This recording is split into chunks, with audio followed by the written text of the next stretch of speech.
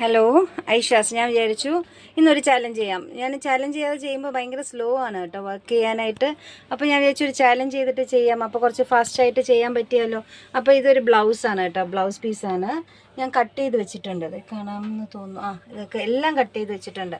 അപ്പം ഇപ്പോൾ സമയം എത്രയാവുന്നു നോക്കട്ടെ.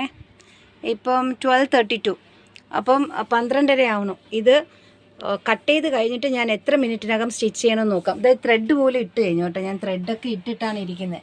അപ്പം ഇത് ഞാൻ എത്ര മിനിറ്റില ഇല്ലെങ്കിൽ എത്ര 1 hour എടുക്കുന്നുണ്ടോ ഇല്ലയോ നോക്കാം സ്റ്റിച്ച് ചെയ്ത് കഴിയാനായിട്ട്. അപ്പം ഇന്ന് ഇതൊരു ചാലഞ്ചാക്കി എടുക്കാം. അങ്ങനെ ചെറിയ ചെറിയ ചാലഞ്ചസ് മീറ്റ് ചെയ്യാം, അല്ലാതെ പറ്റുന്നില്ല.